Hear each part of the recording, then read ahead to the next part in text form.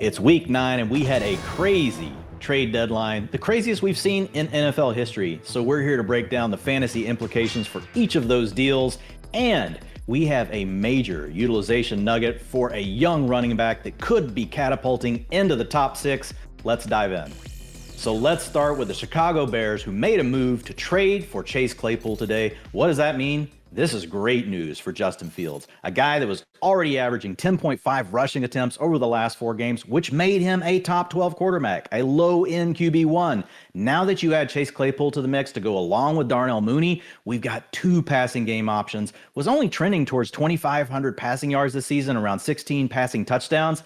That is now a potential to go higher. So this makes Fields someone that we could be looking at as a QB6, QB7, especially with all the problems we've had at the position this season. The next player we want to talk about is George Pickens. We've got less target competition now in Pittsburgh with Chase Claypool moving on, and we've got a young, talented second-round receiver who we've seen. We have seen him come up with the big plays. It's just a bit crowded when you've got Kenny Pickett playing quarterback. But the good news is the Steelers have been much more pass-heavy lately, and that is also a positive for Pickens. So we should see a slight bump for him, looking more like a wide receiver 3 than a wide receiver 4. And lastly, let's talk about Chase Claypool himself. He doesn't get a big upgrade here. However, he is going to have less target competition. You only have Darnell Mooney. Before, you had Deontay Johnson. We just talked about George Pickens. You also had Pat Freiermuth.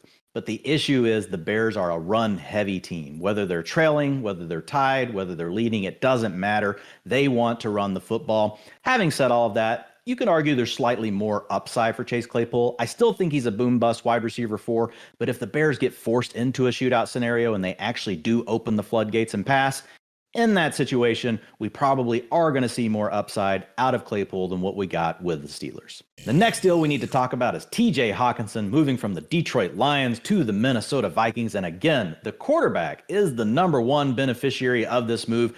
Kirk Cousins now has 3 nice weapons to get the ball to. You guys know who Justin Jefferson is. You know who Adam Thielen is, but he really hasn't had a tight end. Irv Smith hasn't been able to stay on the field, just picked up a high ankle sprain, out for the next 6 to 8 weeks. Enter TJ Hockenson. Hasn't necessarily been a great player over his career, but this is a former first-round pick. And anytime you can have 3 good weapons, that is much more difficult for a good defense to stop. So this is good news for Cousins.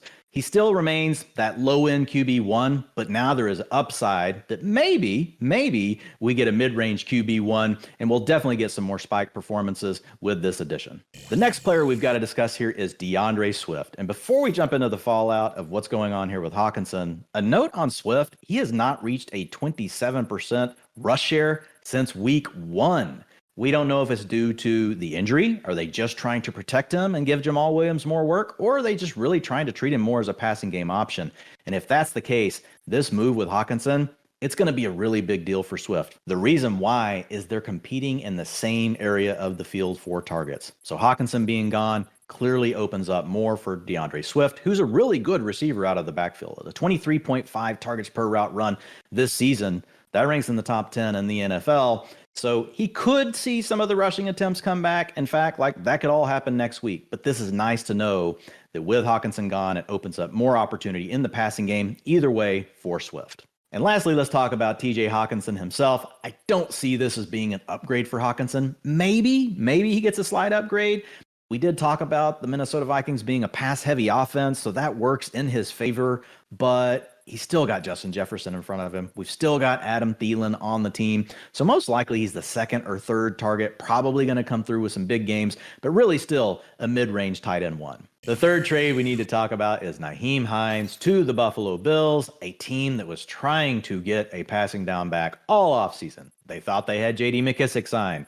They were in on Chase Edmonds before he went to the Dolphins. They drafted James Cook. None of those things worked out, but guess what? They didn't give up. So they go and they get Nyheim Hines today. I think this is a big upgrade for Hines. Hines has a career 26% targets per route run. That's 4th in the league since 2018 for backs with at least 500 routes run, a 1.51 yards per route run. That is well above the average for RB1s dating back to 2011. So those things are going for him. ADOT 1.7. He's a guy that can work downfield. He's not just someone that's just a check down swing pass player, kind of like Devin Singletary. He can actually break down linebackers. He can get in mismatches against safeties. This gives him a chance to really be more of an integrated component to the Bills passing game. And because of that, in a pass heavy offense with a team that has told us they want this kind of player, I think the upside for Hines here is potentially as a mid-range RB2, low-end RB1 is the complete upside. I'm not saying that's going to happen. I think you can count on him as a high-end RB3, but we could really have some surprise upside here. I expect him to immediately take all of the passing down work from Devin Singletary, and I think we might get him expanding into more, and Devin Singletary could be rendered essentially useless, and this really becomes Hines' backfield. So with all of this said, Devin Singletary now moves into a mid-range RB3, had been a player we could look at as that low-end RB2. This is going to be a problematic scenario for him. And then, unfortunately, James Cook is a name that we can release from our fantasy rosters in all formats. And the final player we need to talk about in this deal is Jonathan Taylor. I know it's been rough, folks. We've got the ankle sprain, not been involved much on the passing downs, all of those things.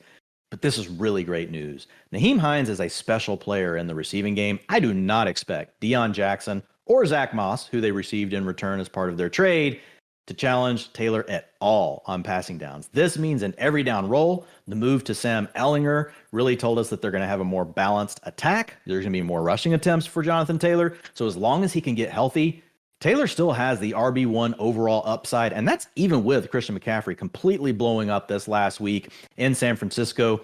So if you've got Jonathan Taylor, you've got better days coming, you should be excited. And the last player we're going to talk about today is Dameon Pierce, and he is a buy high. He's a buy high because you can't buy low. Whoever drafted Dameon Pierce, they are giving themselves a huge pat on the back, and they should, because in the 6th or 7th round of their fantasy draft, they nailed an RB2. But guess what?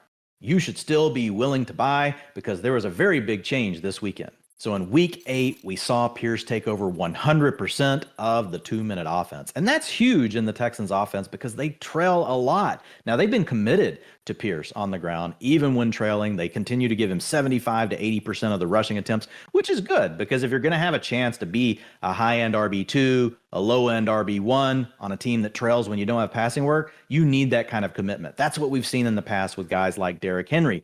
But if he can get this passing down work, again, the sky's the limit. That gives him top 6 upside. But what if we miss? What if we're wrong? What if this 100% work on 2-minute offense just goes away? That's okay. You're still getting a high-end RB2 for all the reasons that we just mentioned. And guess what? The Texans are also very committed to running the ball inside the 5, which gives him huge touchdown upside. They run the ball the second most, 72% of the time inside the 5-yard line, and 100% of that work goes to Dameon Pierce. All of these things align to give you a nice high-end RB2 floor, which you can pay the price to get him there, and you have plenty of margin to have an upside RB1 if we're right on the passing game work.